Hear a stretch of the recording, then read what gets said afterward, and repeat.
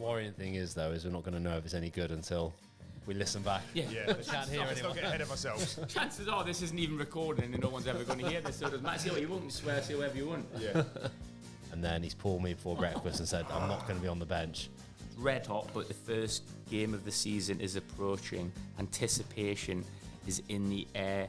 I also think now, because it's more of a squad game, it isn't straight away in the players' minds like I'm off here. You know, Hopey was never anything that you'd write, but he was always a 7 out of 10. And you want whoever it is, like for me, the left winger, I want him to have an absolute shocker. But I remember just gone to clear it, outside edge, bottom corner. Great finish. I reckon 5 players on the bench and 1 out of the squad that could have easily played in the 11, but we were just on fire. All your mates messing you, good luck and all the best. You'd be like, oh, lad, don't worry, lad. Save your seat next to you. Yeah. Worst case, if you need a place on the bench for them, Yeah. coming up with it. You're in, yeah. Both here. It's like the best game of the season, isn't it? The first game. All the optimism. Usually get a really good crowd. Weather's usually good. And you just want to be in that starting 11. Right, welcome everybody to another edition of In the Stiffs. We have got a special guest to my right. We have the better looking Cowan, the more intelligent Cowan, more well-spoken Cowan, Better dressed. better dressed Cowan, a lot more hair Cowan. We have Meadow Cowan. Welcome, Meadow. Hi. How are you? Good. Yeah. Enjoying the summer holidays? Definitely. Good. Much better than Meadow, next season, you've been to a few Brackley games. How do you think Brackley are going to get on next season? I think they will win the final. I think they'll do really, really good. Oh, that's good then. And Amazing. what do you think will happen in the final then if your dad gets promotion? So if my dad gets a promotion, he's probably going to bust around the house going crazy. Thank you, Meadow, then. Well, you have an amazing summer, Meadow, and it's lovely to see you. Okay, Unfortunately, we've got to get someone with the same surname as you, but who's a Yeah. lot bigger and uglier. Yeah. Okay. Bye. Get out.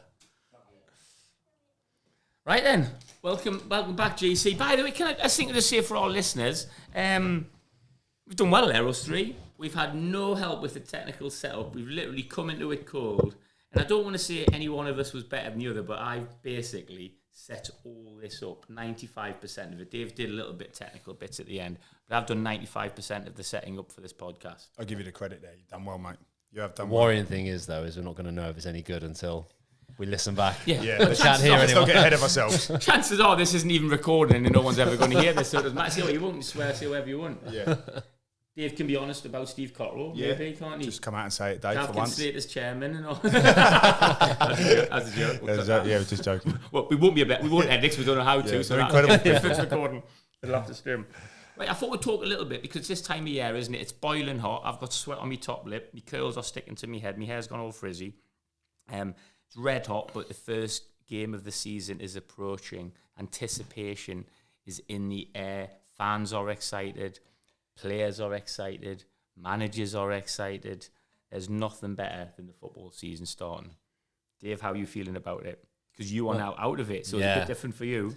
So, like pre-season as a player, you hate it, but then the last couple of weeks leading into the season, it's like the best game of the season, isn't it? The first game. All the optimism. Usually get a really good crowd. Weather's usually good. And you just want to be in that starting 11. You've got to be, haven't you? Like, it's obviously not a cup final, but the first game of the season, you are like holding out. You have to be in that team. Yeah. It's all you've worked up for the last 4 or 5 weeks to get in that team. And we're having a bit of a laugh off air because I think the three of us have all started those first games of the season. I certainly, I don't want to speak for you lot, I've been sub first game of the season. There's a couple of times where I haven't made the 16 for the first game of the season. Horrible. I'll expand on that a little bit later, but that hurts. Oh, it's horrible. Oh, it's the worst. Because you overthink, overanalyze everything, don't you? In It's that pointless. pre-season. Pointless. I need to leave. I'm going. I'm leaving. I'll be gone. Yeah. I'll be gone by September. You totally, if you're not in that starting lineup, you totally believe that that's the end. Yeah. But you've got 2 years left on your contract. That's irrelevant. Like, I'm done. You fall out of everyone. You've got the ump. Yeah. You become a bit you become narcissistic, don't you? You just think everything about you, and which is understandable, isn't it? Especially like when you're in your 20s and that, and you're a bit younger and not really been around. A good it long. example from myself on that. When I signed for Wolves, I signed in the January. So I played for 4 or 5 months, had the off-season, come back pre-season, and it was our promotion winning season we were going into. First game of the season was away at Plymouth. Went down there. I knew I wasn't starting because he had the team the day before, but I thought I'd be on the bench. And then he's pulled me before breakfast and said, I'm not going to be on the bench. So I was obviously gutted. Breakfast of the breakfast day of the game, away at Plymouth as well. Enjoy the journey back. The journey back, though. So straight away, though, I'm thinking, right, well, I need to play somewhere, so I need to be gone. You're in the window will shut soon. And all these things going through your mind, panicking. Lads do okay. We drew 2-2.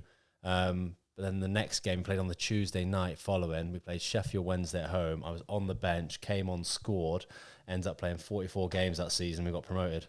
I remember you telling me that, actually. It's that is literally how it can go, can't it? Like, mental. Just because you're not, like, the desperation is to be in there, of course. Your ego is just like, I've got to be in that 11. I think even more so now, because it is a squad game, I don't think the emphasis is, like, listen, you all want to be. But I think it's every game.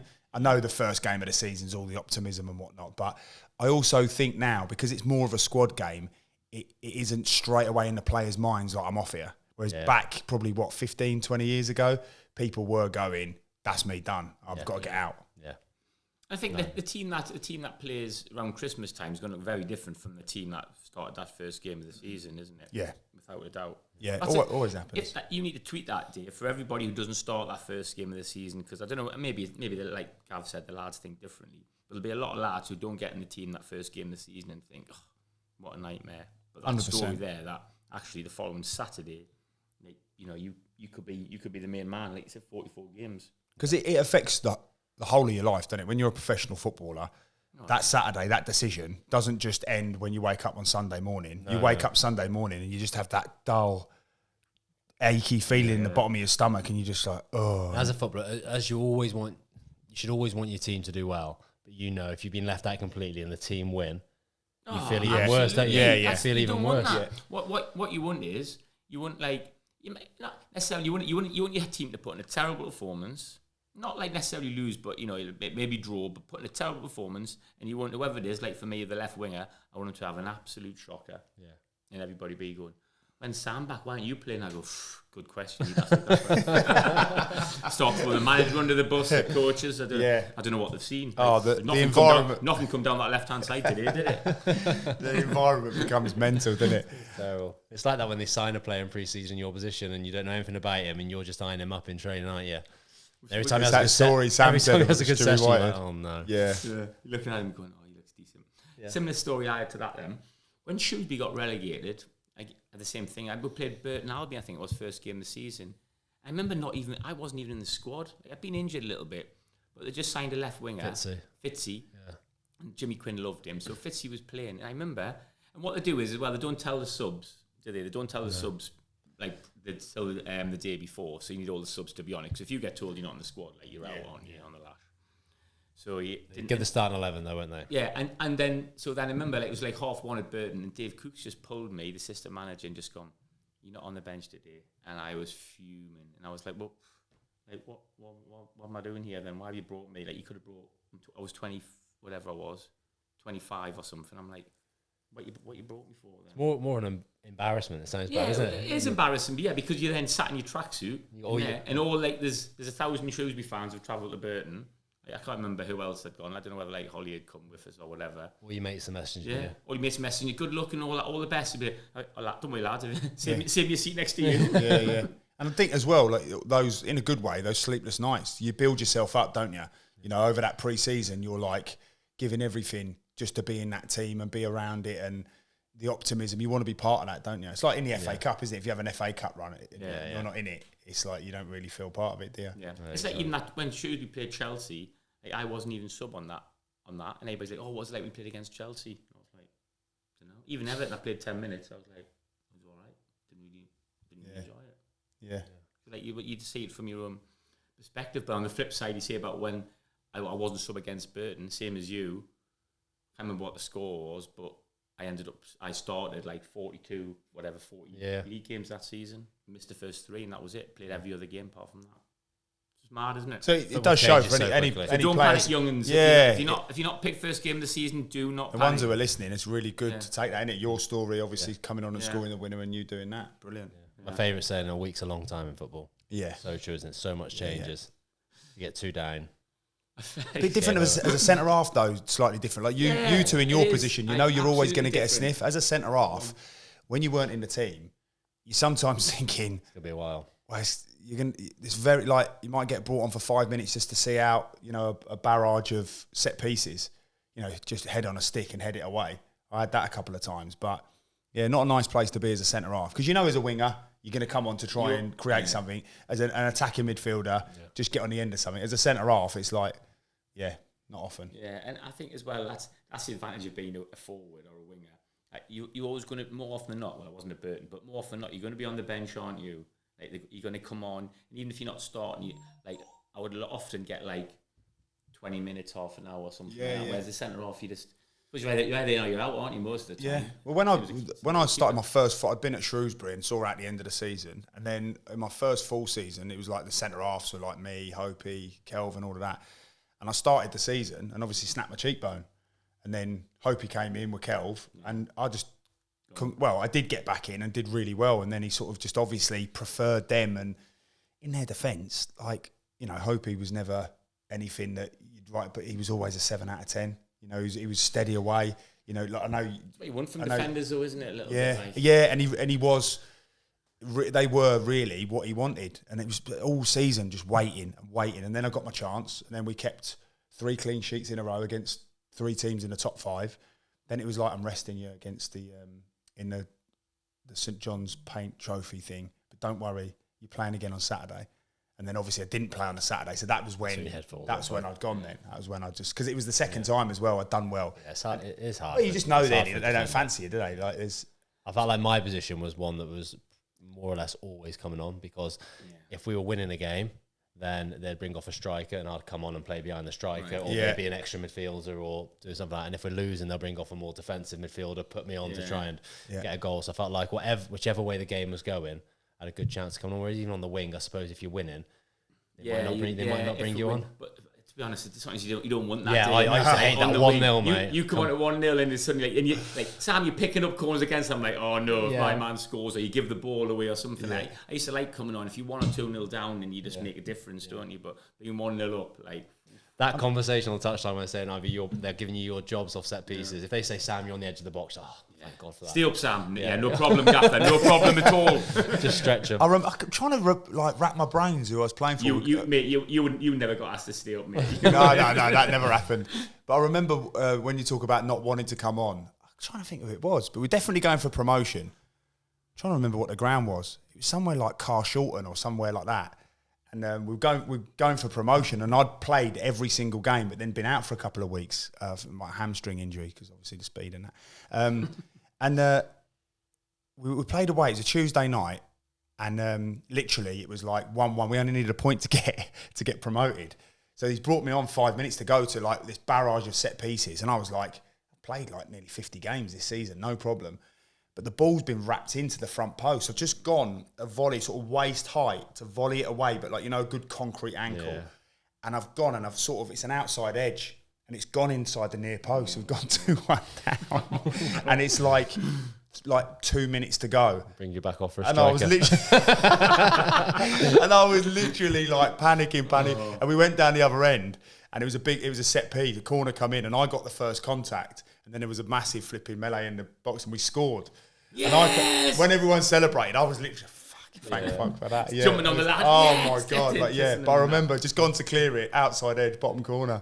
Great finish. How horrible is that shout though when you say you are picking someone up and your man scores and then there's a bit of a confrontation box. Whose man's that? Whose man's that? I mean, I used to get on the offensive straight away. I'd be going, who's it? Whose man's that? It was like, whose man's that? And someone would go, is it yours, Sam?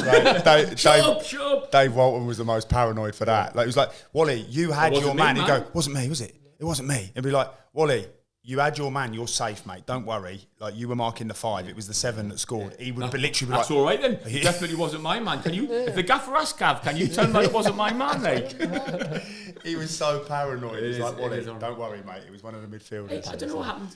I mean, what do you do, Gav, now? Do you have like man for man? We used to like go man for man, so you'd have like their number 5, 6, 8, 11, and you'd get matched up against them. I think the Shrewsbury a little bit at the start. You just get match up, so there was no hiding place. And it wasn't like zones where you go, oh, he wasn't in my zone. Like, if your man scores, like, there's no denying it. When I played, I was in a team that were very successful with a zonal, and it was normally 3 across the width of the 6-yard box, and then another 3 just in front of that.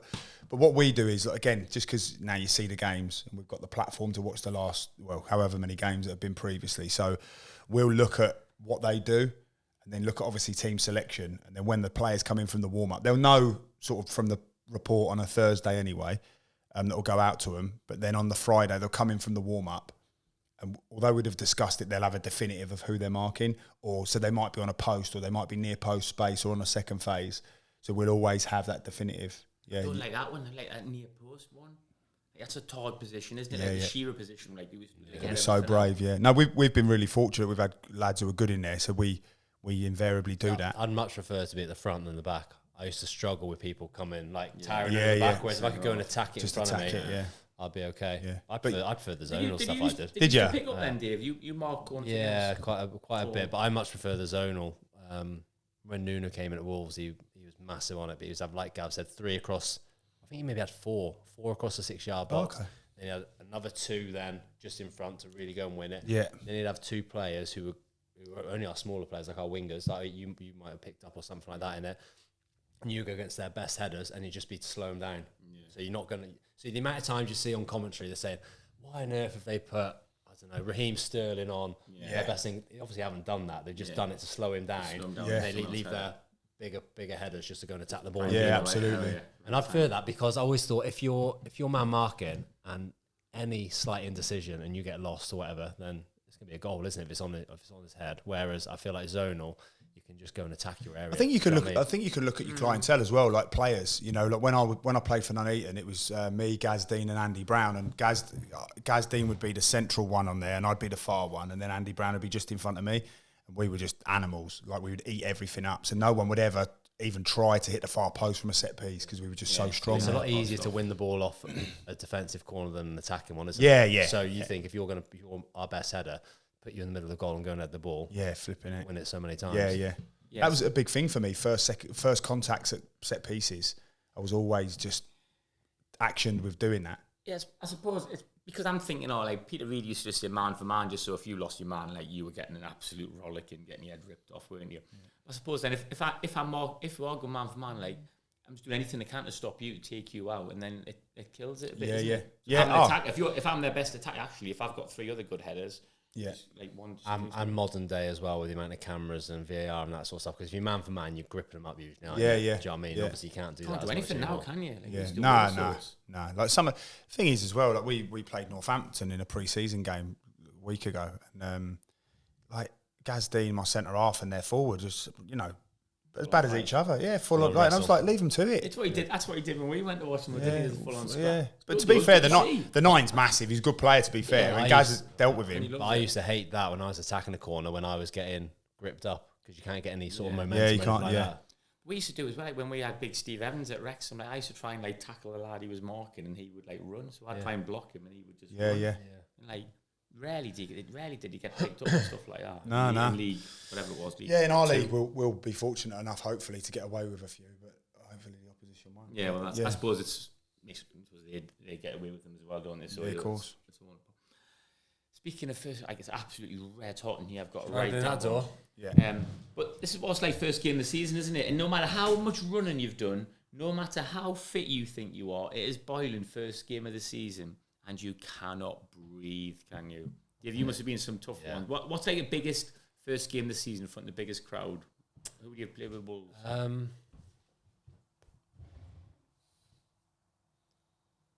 think one of the hardest ones is when I was back at Shrewsbury, played Portsmouth opening day, and it was red hot that day. I think Wolves played Norwich at home.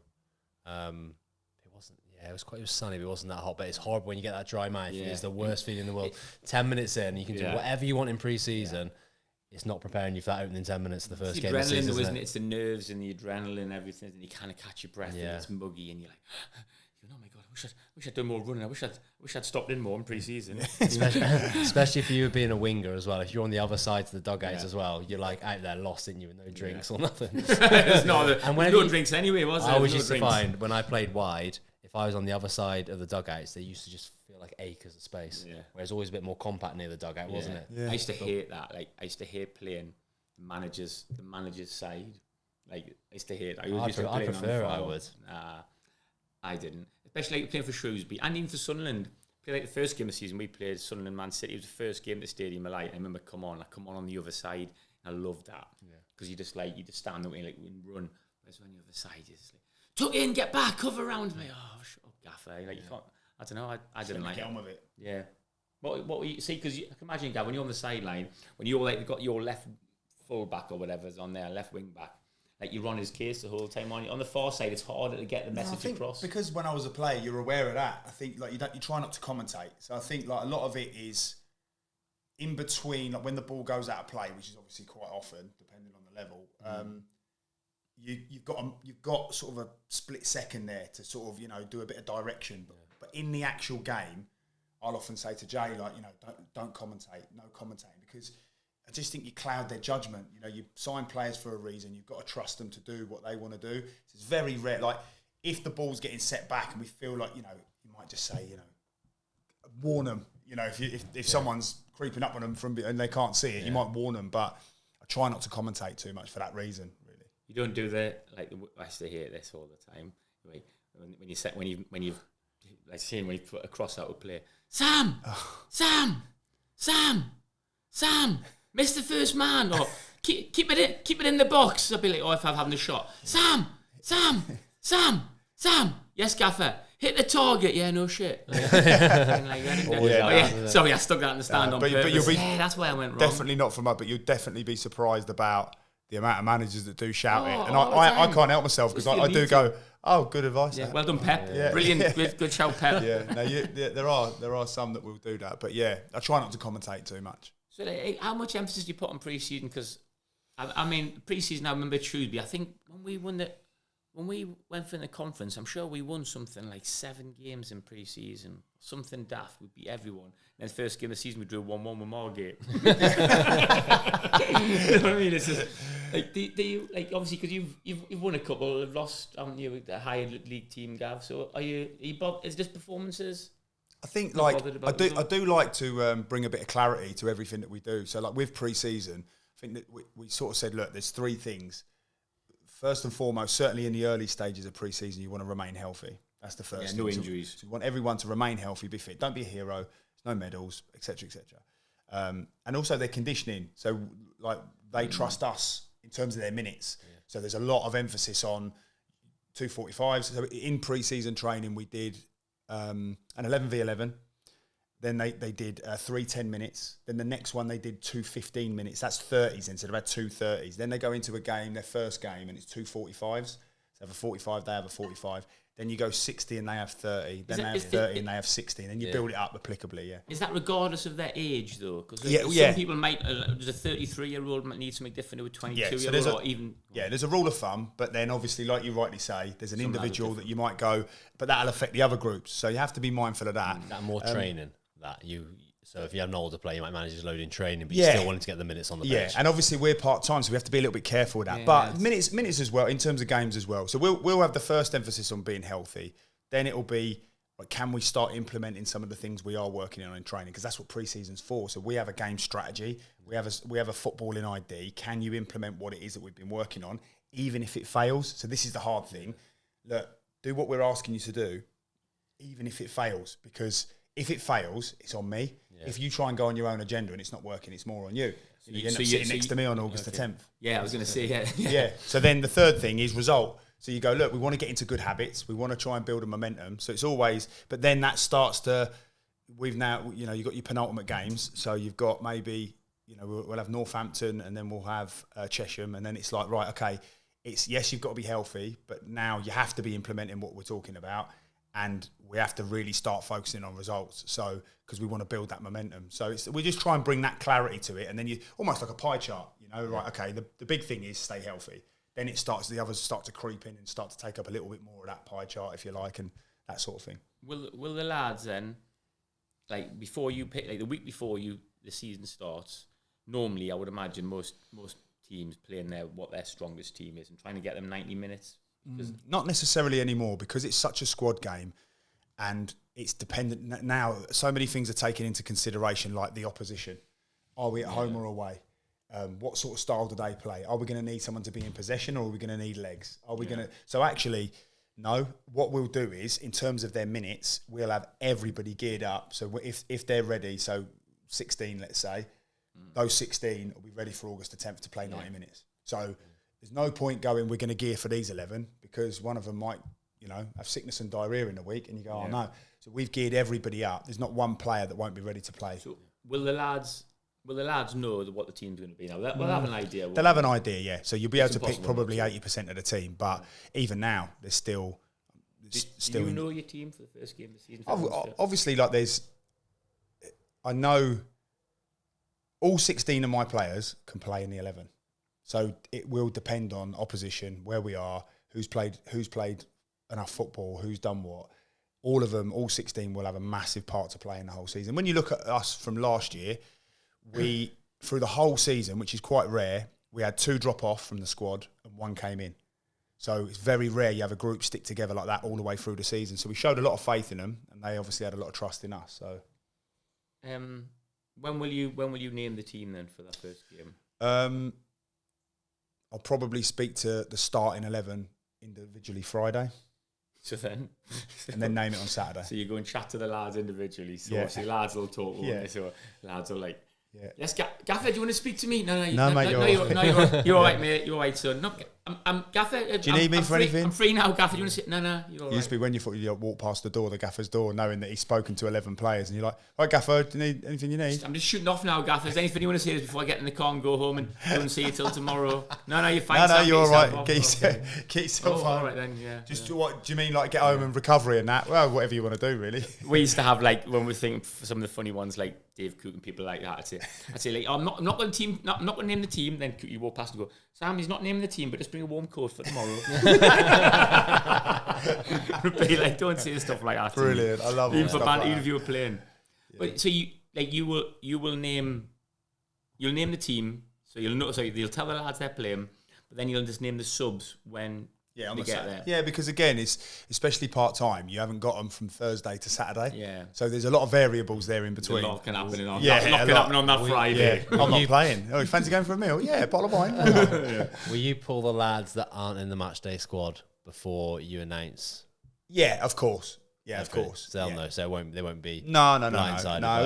Literally and honestly, and it sounds disingenuous when you say honestly, doesn't it? But I made the decision when I was a player that I was always just going to be honest, and it's the most uncomfortable but courageous thing you can do is just be honest with players. And you know what? Last season it worked well for me because genuinely I had, I reckon, 5 players on the bench and 1 out of the squad that could have easily have played in the 11, but we were just on fire. We caught fire and we were flying, and I just had to say to them, look, I'm sorry, this is just the way it is. And like you have to, I have great relationships with them. So if we want to talk about personal lives and all of that, then emotions can come into it. But outside of that, unfortunately, you have to put the club first. Okay, and Dave's just getting a little bit technical here, isn't he? What are you doing, Dave? You're changing the thing. Yeah. God, I'm glad I opened that door. That sun's right on my ginger skin. Fizzing. Do we want a drink? Because obviously we've got no staff here today, have we? Ridiculous. Sit down and do everything ourselves, isn't it? This weather. Let's get the butler out the house. Yeah. Let's get the butler. Get the butler. Yeah. The butler bring some drinks. Yeah, Paul Butler. Get him out here. Does anyone want a drink? Yes, please. I'll have to do it. Yeah. I'll have a water. Yeah. I tell you what, though, as a player, Dave. Well, please, mate. As a player, what are you thinking then at this time when you've got like 2 weeks to go? So you got one pre-season game. Yeah, I feel like if you're nailed on start, you know you are. Do you know what I mean? Just the way the manager's with you, the way pre-season's gone, you know if you're going to start. And at that point there, I'm just solely thinking about not getting injured. Yeah, not getting injured. Keeping yourself fit, doing a bit of running, making sure I don't get injured, but being at the absolute peak of fitness. Just sharpening up, really. Yeah, so with my own individual stuff, just all my finishing and stuff like that, just sharpening up. But if you're not sure, if you're in that starting 11, then you're going for it. You've got to try and give it. You've got to give the manager a problem. And that's happened definitely once in my career. I remember I was, we got promoted from League One with Wolves into the Championship, and I knew the start of the season they'd made signings, they'd brought in some good players in my position and stuff. And for the first 3 quarters of pre-season, you just know when you're not involved in it, you're not in the shape of the 11, which looks very much like the starting lineup. And then you get into the final friendlies and it's starting to really take shape. I was always in against the weaker friendly, if that makes sense, getting more minutes, and there's more kids in the team that I'm playing, all those things. Telltale signs. But then I caught fire myself. Probably, I had a good pre-season, but in the games, I think I scored in 2 or 3 consecutive games. And then the second to last pre-season game, I came on at half-time, which I think I was the only player to come on. Came on, did really well. I was away at Chesterfield. And then I got put into the starting 11 on the last pre-season game. Again, did really well. But I still wasn't 100% sure. We had a lad called Michael Jacobs, who had just come from... Where did he come from? He's a lad from Northampton. He was like such a technically gifted player, a number 10 winger. And I was sort of fighting with him for that number 10 spot. And he had a really good League One the year before. And he was like, I think he came in the January. So we all thought he was going to play. But then I said I did really well. Then I managed to start the first game of the season. And it got to about 60 minutes in. It was Norwich at home. It's 0-0. First game back in the Championship. And I can see... It's Jakesy. Somebody's getting ready to come on. I thought, that's me. I'm definitely off. I hadn't played that. Jakesy get one. Yeah. I hadn't played that well. Yeah. But then Rajiv Van Lapara, our right winger, put in an unbelievable ball, and I just darted across my man, scored to go 1-0 up, and then kind of from there on, it was just sit down, Jacobs. Sit down, Jacobs. Put your tracksuit top back on. You're not coming on. Sorry, just doing my waitering services here. I've got fruit shoot high. I'll have a full fat Schweppes lemonade, please. It's the holidays, isn't it? Summer holidays. Just for the listeners as well, if anybody's been following me on Instagram, I've been doing a lot of building at the moment. So like, if anybody needs any building work done, I don't know what we call myself, Easton's Builders. I've been doing building at school. Alongside the life coaching. Yeah, it's like spring sparkling water. Oh, good little plug there. We get a sponsorship deal from Schweppes. Get a sponsorship deal from Schweppes. Oh, it's nice and cold, that is. What? Nothing happened there tonight. I wasn't on camera there. Schweppes full fat lemonade. You can't beat that, can you? So why are you, Sam? Have you had pre-seasons where you know you're just not going to be involved, or you might be involved? Yeah, that's it. No, because when I was at Sunderland, it was always like I had quite good pre-season, so I was always in and around it. So even when we went in the Prem, we got promoted to the Prem, and I remember like I'd started off like flying in pre-season. I remember Peter Reid going like pulling me and going, like, Sam, like, you've given me a problem. Yeah. You've really given me a problem here for this season. And I was sub start, and I think I can't remember exactly what happened. I remember coming on at Leicester and that, but I was like in and around it all the time. So it was good. I've had some really good. The only time I haven't was the Shrewsbury one. I didn't start. I think what else.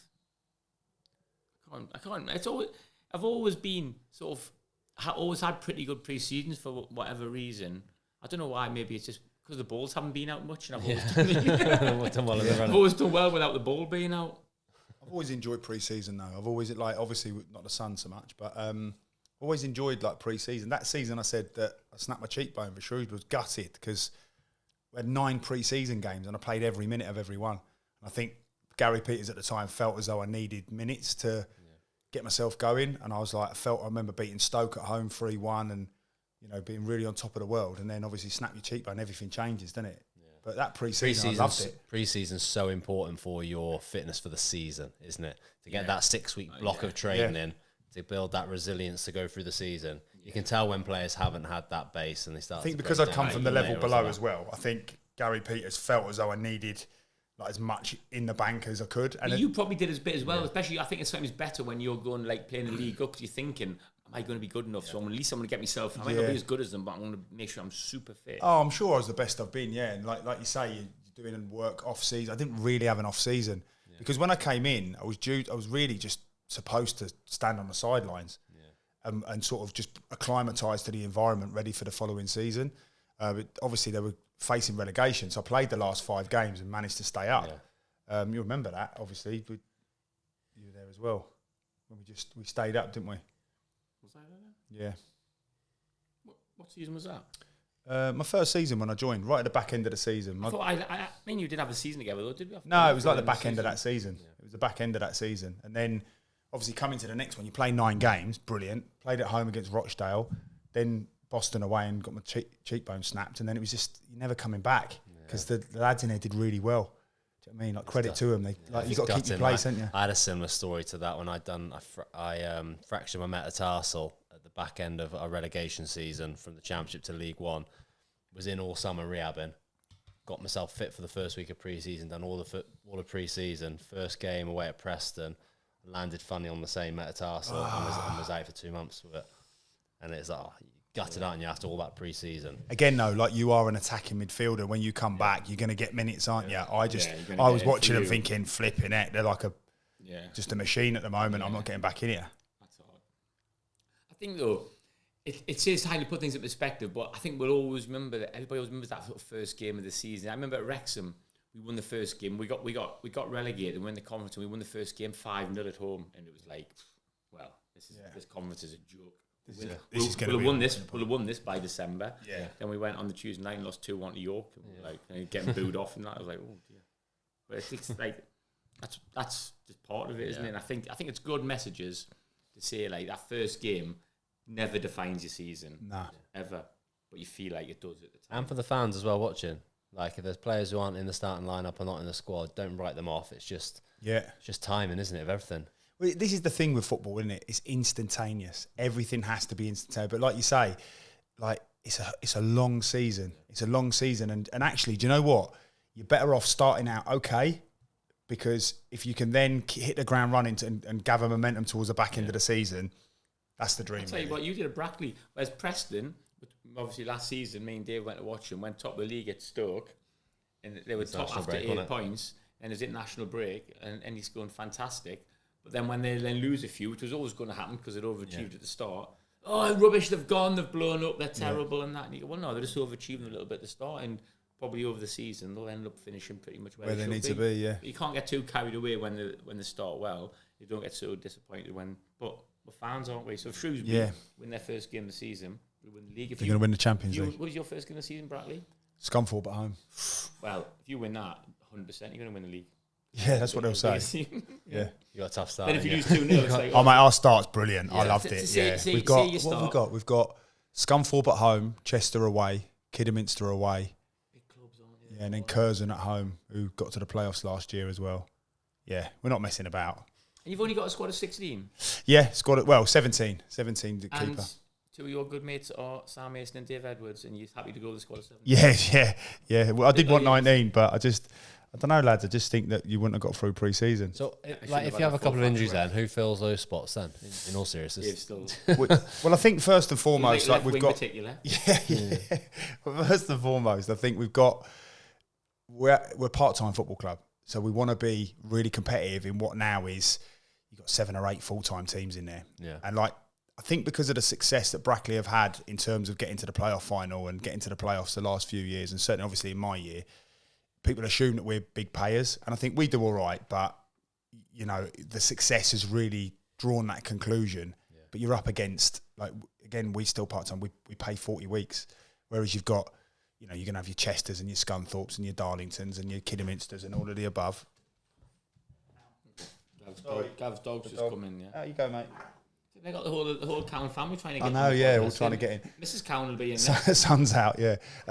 So did you make a conscious decision then, right, I'm going to to max out my budget, I'm going to have a smaller squad with better quality if I can? Yeah, I think we've had to go with quality. We've been fortunate that we've taken some players that maybe have not had a lot of minutes, but are very, very good players for the level, so they understand that, of where it is for them. So, yeah, I think we've been quite shrewd again. We've improved. We've lost a couple of good players, for various reasons, because you shed a little bit, of course, but I think we've had 5 or 6 go out and 4 have come in. So, yeah, we're a little bit light, but I think ultimately we've invested in real good medical staff. So as is Aaron Lamley, who's obviously involved at Shrewsbury with Skitty as well. He's excellent. We've got so that's massive. It's like another signing, really. To keep your players fit is everything. Well, towards the back, and it's all credit to Az, really. And Skitty's always available for advice and stuff. He's brilliant like that. If you've got a squad of 17, you can't carry five injuries. No, that can't happen. Yeah, I mean, and to be honest, because of now we've invested, like since my time, a big part of what I've tried to do is create a new culture, a new environment, try and raise the levels of professionalism. So we do have things like GPS now. So we have managed all of their loads. So again, as it stands now, we go into our penultimate pre-season game. Probably would have played by this time this goes out. We everyone's fit. Touch wood. So all you're trying to do is you're making sure you're not getting the hamstring and coughing. Like you can't help if someone breaks a leg, someone does a cruciate. No, impact injuries, nothing you can do. Yeah, you're just trying to minimise the pulls. Yeah, soft tissue and all that. You just I think we do it really well. So credit to them, really. Not a lot I do. For any Shrewsbury fans or potential Brackley fans, me and Sam are going to go. I did check. I don't think Tyne are playing on that night. We're going to go to the Is it Kidderminster on the Tuesday night? Tuesday night. So not too far from Shrewsbury. So obviously going in the away end and that as well. And Brackley end. Yeah. I'm going to Brackley kit. Yeah. I'm going to bring me shin pads and boots. Pads and that just in case, yeah. Yeah, so me and Sam will be there. So make sure you can come along and support Gav and Brackley. Yeah. Well, me and Gav went to Telford Kidderminster, and Kidderminster looked really good, didn't they? And like, so that they look really good. They've been relegated, Kiddy. Yeah. They've just signed David Davis as well, an old teammate of mine at Wolves. And like David Davis. Yeah. Good player. Craig David Davis. Yeah. No, good player. Played really well the other night. He was Shrewsbury fans, and he was at Shrewsbury for a couple of seasons. He played for Kidderminster against Telford the other night. Me and Sam went, and he was a captain. His middle name David as well. He was a captain. Oh, was he? Yeah, excellent. Yeah, he was excellent. Yeah, he was. He was very good. Some tackles. Yeah, he was strong. He was good. They had a lot of good players.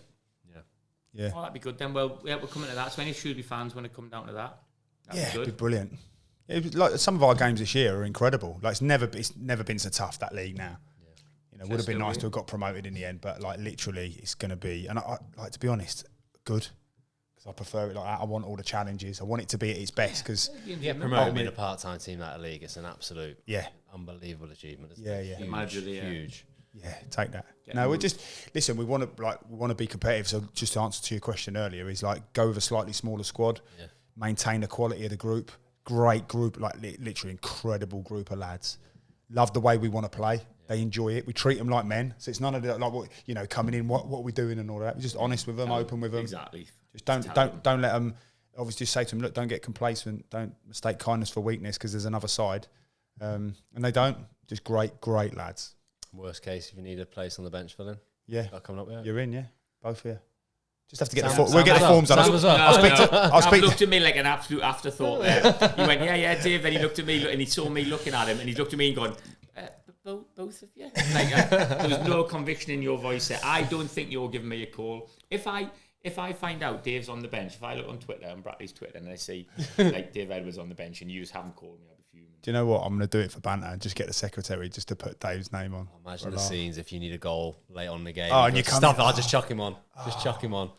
Dave could come on for 10 minutes, couldn't you? And just I think you could still do it. 5 minutes. 10. I've gone. Careful. Yeah, he could slot in there and just do a couple of passes and that, couldn't you? What a story that I don't want to come on at 1-0 up though. What a story that Dave retires. His mate's the manager at Brackley, signs him for no apparent reason, brings him on with 5 minutes to go. He comes on against Kidderminster away. Yeah. Absolute scenes. I run on the pitch naked. Yeah, makes him. Imagine that story in the Shropshire Star. Oh yeah, probably. Yeah, I might have to rethink some of that. Head teacher. Right then, lads. Well, cheers everybody. Hope you're enjoying your Schweppes full fat lemonade. Oh, loving it. Rock and roll in the summer. Schweppes lemonade, established in 1783. Thanks very much for listening, and hopefully, if this hasn't recorded. I've had a great time. If this hasn't recorded, thanks for listening. But if it has recorded, we'll sack Evolve and Wits because we don't need them. Yeah. In fairness, I don't really need you two because I've done it all myself. I've got the drinks, to be fair. I haven't got time. With me building work, I haven't got time to do podcasting by myself. Yeah. Right. Thanks very much for listening, everybody. And we'll have another podcast out next week. See you later, everyone. Make sure you listen to our podcast. Another podcast next week.